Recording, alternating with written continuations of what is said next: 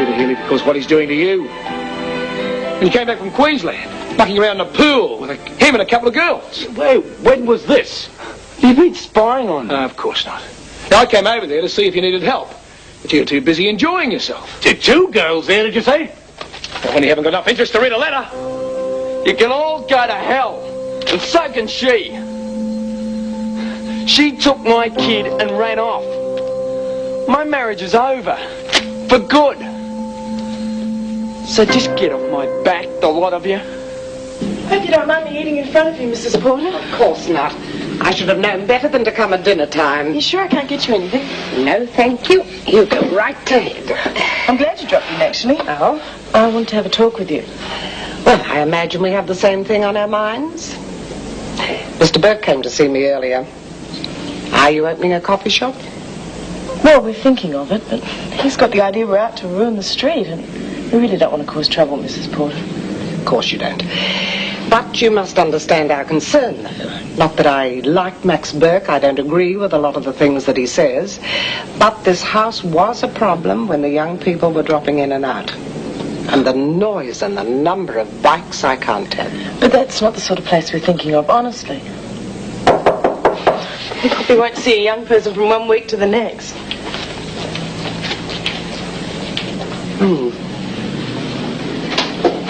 Hi, come in. I called Pete, asking him to meet me here, if that's okay. Yeah, of course it is. Dear. Mrs. Porter, this is my stepbrother, Kevin. Mrs. Porter's our next-door neighbour, Kev. Right. Pleased to meet you. You're the boy who had trouble with his bike, aren't you? The flat tire, yeah. They only borrowed the bike, Mrs. Porter. Dangerous things, and very noisy, too. I was just telling Mrs. Porter about the coffee shop idea. It's a beaut idea. Will be if it makes money. Now, what you need to do is encourage the right clientele. You'll be right, Angie. Pete and I'll get all our mates to start coming. Give you some good word of mouth. You never know when to keep quiet. That's your trouble, David. You shut up about it, Dad. I thought I was doing the right thing. Kevin kept saying he didn't want to talk about it. Not that the way he carried on was right either. I don't know, you're a useless pair. Just forget about it, both of you. And don't how into all that bread, Dad. There's sweets to come. Oh, nothing like mopping up your gravy. Still plenty of room. Oh, I saved the veggie peelings for you. Yes, well, I think I might lay low on the compost heap for a while. After Kev left, we were still outside Beryl. Victor told us about the letter they had from Lynn. Oh, now, he might be a bad-tempered old coot, but my cracky, he loves that kid. He was real cut up about it. You could tell, couldn't you? Yeah, poor old Vic. I don't know, I feel a bit bad. Using a compost heap to annoy him. I was only thinking of Kev's side of things. As someone who is such a cranky old devil at times, you're really a softy at heart, aren't you? And you can't kick a man when he's down. Hey, what about these sweets? Girl, I've nearly finished. Good night, Mrs. Porter. I'll talk to you again tomorrow.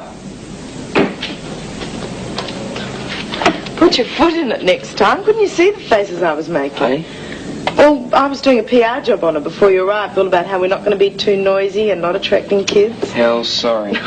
Don't worry about it. It's quite funny, actually. You should have seen her face. I'll just have to be extra nice to her tomorrow. Come and talk to me while I wash up.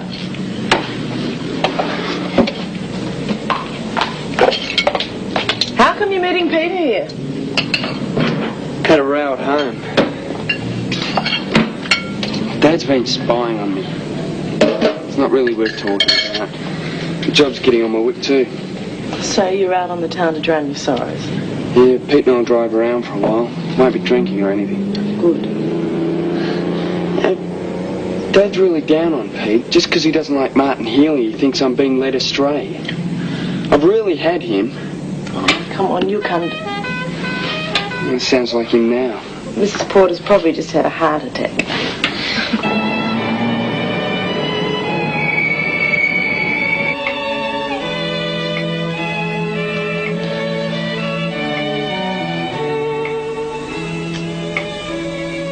I was listening to that. Bit of a dirge, isn't it? Turn it back up. Thank you for ruining the end for me. Thought you must be in a bad mood. It's about the only time you listen to music. Annoyed that Flyboy hasn't rung, eh? Slightly. Things haven't been working out too well, have they? Haven't they? Well, John going into the Air Force, Flyboy taking off for Leverton for a while, not calling. Such a nice, sympathetic soul to have around the place, Wayne. He's really cocky he got his own way, isn't he? About John going in. Oh, he's got his own way for now. I'll see you in the morning.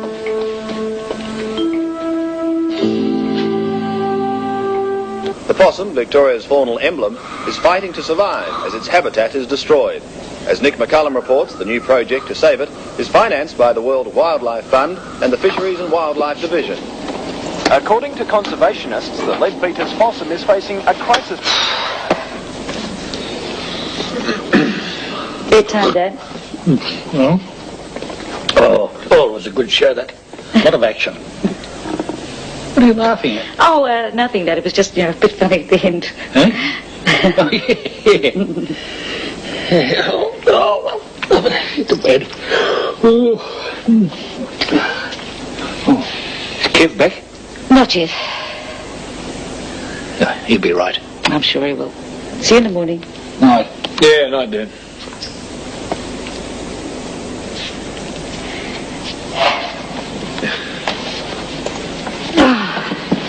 He will be okay, don't he?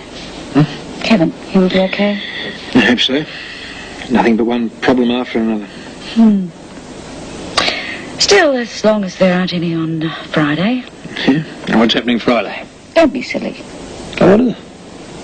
Grounds for divorce, David Palmer. Oh, come on, what are you talking about? Our anniversary. 21 years, and you've forgotten, thank you very much. Yeah. Didn't even think. I won't be here. You're kidding. I booked myself up for a Sydney trip. Oh, you silly twit. Oh, I cancelled it. Oh, no. I'll just stay here on my own and have a whole anniversary pav to myself. I'm sorry, love. Oh, it's all right. If I'm not used to being a truckie's wife by now, I never will be.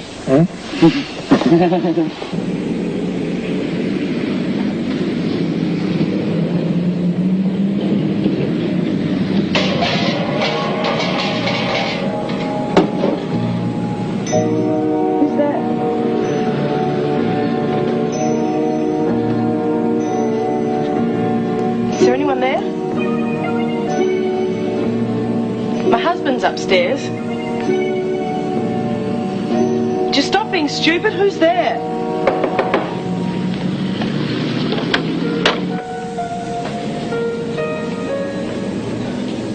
Would you stop fooling around? What's wrong? What are you doing here?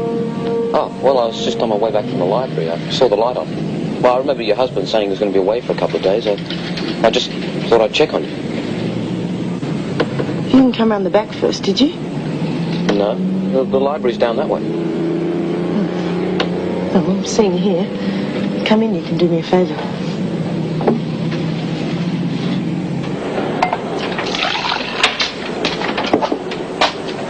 Well, I looked all around the yard and up and down the lane. There wasn't anyone there. Oh, well, it was probably just a cat. Yeah. I heard out that Rob was upstairs. I bet the cat was glad to know. Yeah. There you are. Thanks. Oh, I'm glad you did go out of your way to check on me. At least I'll be able to sleep now. Listen, it could have been Max Burke, you know. Oh, he wouldn't do something.